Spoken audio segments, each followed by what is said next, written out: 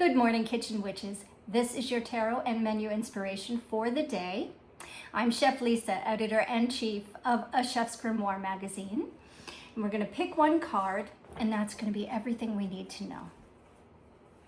What you hear in the background is my oven cooling down because I just spent the day doing a short, which there's many on this channel if you haven't checked them out. This particular short of the month is for the Queen of Cups, and I did a cottage pie baked potato for the Queen of Cups. So fitting. So, love that. But that's the noise in the background, so apologies. It just takes forever for my oven to heat up and cool down. So that said, one more shuffle, and here we go. We're going to pick our card, and that is going to be our inspiration. Ready?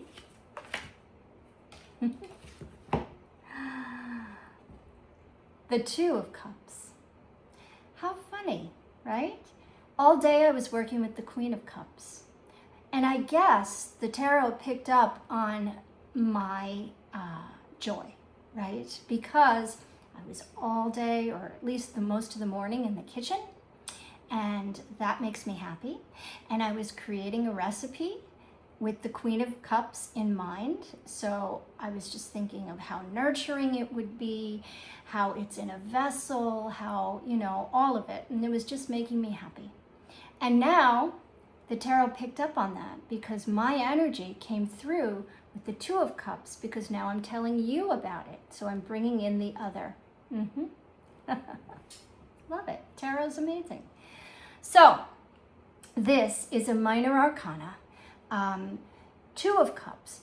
Now, two is ruled by the High Priestess, right? She is number 2 in the major arcana, and almost every minor has a major that rules it, except the court cards. So, knowing that the High Priestess energy is underneath this, or holding this card up, we have a better understanding that even though there's 2 people in the card, there is divine intervention, or a knowing that is outside of these people from the universe that is within the meaning of this card. How so? Well, we've got 2 people exchanging cups, and above them, pictured, is what's called a caduceus of Hermes, and that is the snake that's wrapped around the stick with the 2 wings. It's an ancient symbol for commerce. So that leads us to believe that these people are doing a platonic business exchange, right? And to do that, these people have to have trust in one another. They need to respect one another, right? I'm not going to buy something from someone I don't respect, or a company I don't respect, right? So there has to be that. And there has to be that underlining knowing that what I'm giving you is just as equal in value as what you're giving me. It's an equal exchange, right? So that's where the High Priestess comes in. The lion's head is there to show that this exchange is due to passion, right? Because lions are the astrological sign of Leo. And Leo is very passionate, the month of August, and they're very, the sun, right, is their ruler. So the sun is bright, it shines clarity, and it's full of fiery passion, right? The element of fire. So again, the exchange is one that is pure because the sun is illuminating it. So therefore, it's not going to have anything hidden. It's not like the moon is going to be, shining its light on this. Nope. Everybody knows the consequences of the exchange. Everybody's okay with that. Everybody's read the fine print, and it's a perfect equal exchange, right? So that's what we're looking for today in the day-to-day activities. So maybe it's a work day and you are in the workplace and you're doing some kind, maybe you're in sales, right? And you're selling your product that you have to be passionate about, right? You can't sell something that you don't believe in. So you've got this underlying passion. You've got this knowing inside of you that if you sell it one particular way, people will respond, right?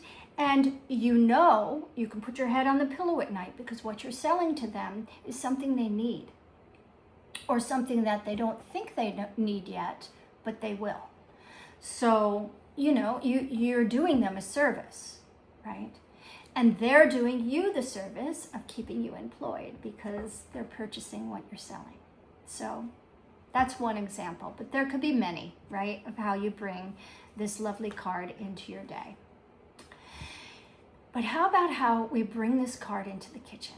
Did I mention, by the way, that although I might have, that even though the fiery passion is there from the head of the lion within the caduceus of Hermes, they're also exchanging cups, and cups is the element of this card. Cups is our emotions. So again, going back to that salesman or saleswoman example, you have to be passionate and have to hold within your heart the understanding and the knowing that what you're doing is for the good and will benefit the other person when you're doing sales, right? So it does come from a place that's within your heart scope before it comes into finding the pentacles for money or tangibility of making the money to buy the car, or making money to buy the house, or, you know, whatever. Or the thoughts, you know, maybe you're thinking a million different ways of how to sell more creatively, but really it's stemming from your heart. So that's, again, the underlining of this card. So now we're going to bring it into the kitchen. And I'm thinking this is, because this is an exchange that is based on a respect for one another, because you have this emotional value attached to the thing you're selling, and you want it to benefit the other. So it's a mutual respect between the two parties making this sale. So I want meals that are going to respect your time. And I'm thinking for breakfast, a quiche Lorraine. So quiche in any way, shape, or form, it doesn't have to be quiche Lorraine, but that's the classic, and it's classic for a reason. Now, being respectful of your time means, yeah, you might have to put a little effort into making this dish, but it's going to give back in so many wonderful ways. By being delicious, yes. By being enough to serve not only you, but also others, yes. Checks that all those boxes. By being something that everyone's going to enjoy, yes. By being something you can eat for breakfast, lunch, or dinner, depending on what you pair it with, yes.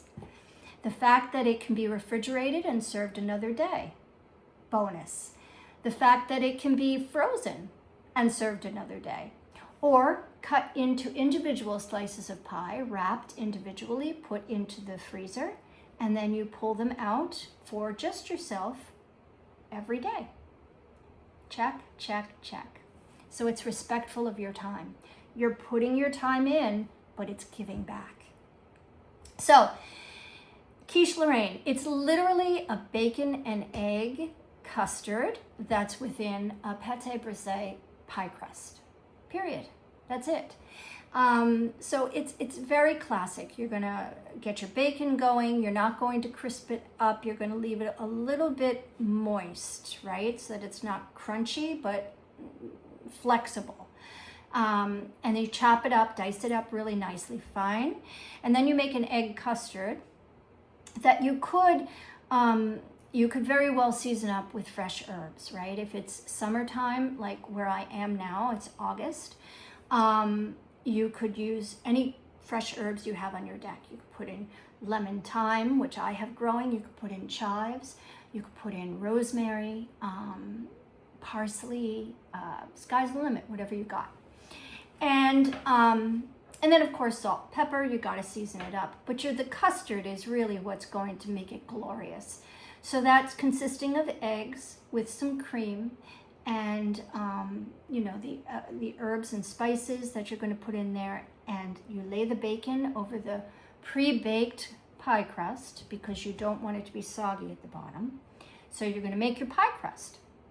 That's up to you. How much time do you want to invest? Do you want to make your own pie crust? Easy enough to do, just requires a little more technique and time. Or do you want to buy some from the frozen section or refrigerated section? That's up to you. But whatever you're going to do, you're going to put it into your pie plate and you're going to par bake it. So that's where you need either pie weights, or I just use dried chickpeas and rice that I keep in a plastic airtight container, and I reuse it all the time. So you put parchment paper down, you dock your crust, and that's literally just taking your fork and the tines of the fork, you go all around the crust once it's laid into the pie shell. That's called docking the crust.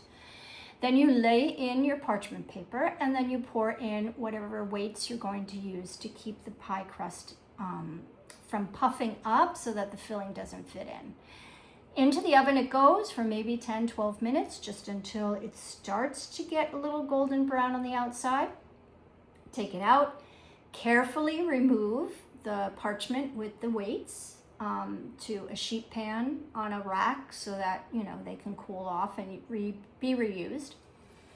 And now you've got your par-baked dough, or par-baked crust. To that, you're whipping up your custard while it's in the oven, frying up your bacon or putting your bacon in the oven. Either one works well.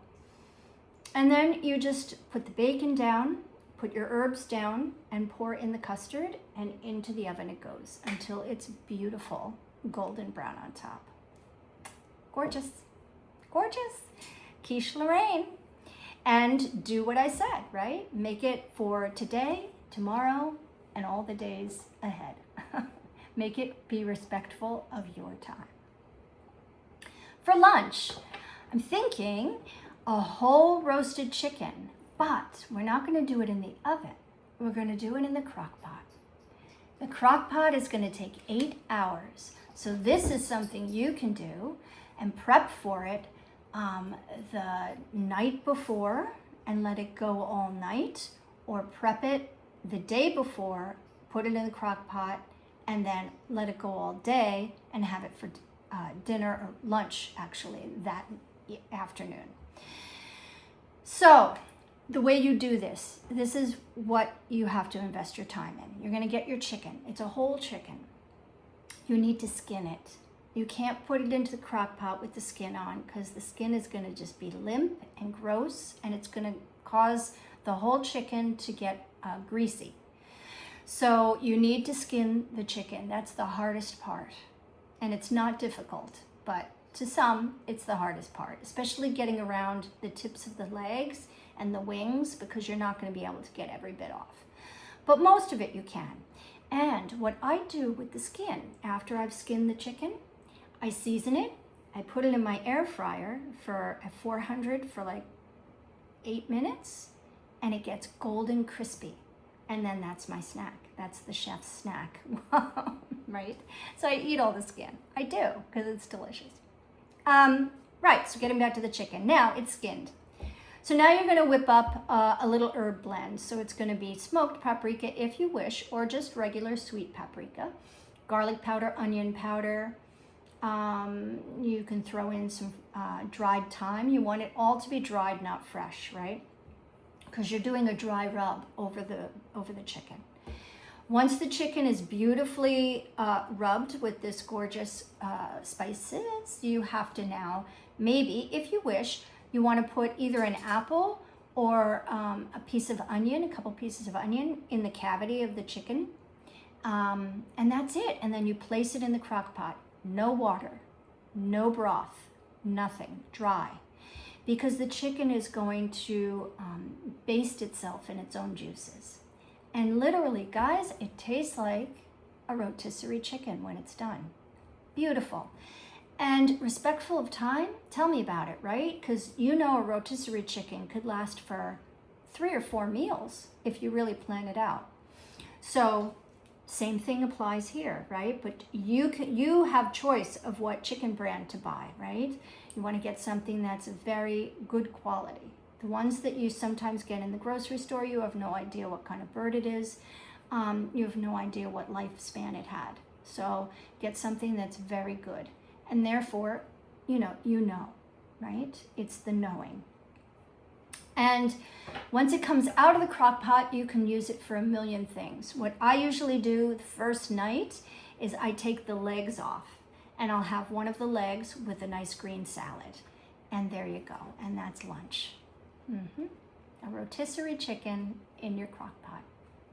Completely representing respect for time. Your time. For dinner, classic meatloaf. Now, I know, kind of boring, but think about it. It's classic, and it's been around for centuries, and it's not going anywhere because people love a good meatloaf. So get yourself a really nice one online, nice recipe, and then just make it. I like to do mine in the oven. Sometimes I even do I take the whole bowl that is mixed now with all the meatloaf accoutrements in it, and I form them into little baby footballs. And so they're individual, so everybody gets one. And what's the best part about meatloaf? The icing, which you can do ketchup. I like to do a tomato paste, and sometimes I add, I can add ketchup just to get a little more saucy, but just straight out of the can tomato paste makes it delicious. Really, really good. So yeah, that's meatloaf. And what are we serving the meatloaf with for dinner? Classic mashed potatoes or mashed cauliflower and a green vegetable of choice. Yeah.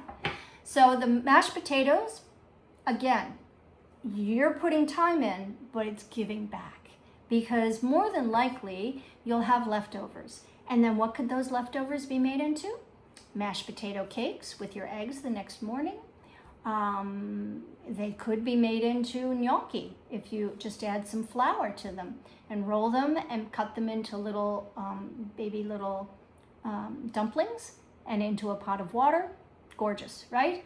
So a million ways. I don't have to tell you. You probably have one of your favorites of what to do with extra mashed potatoes.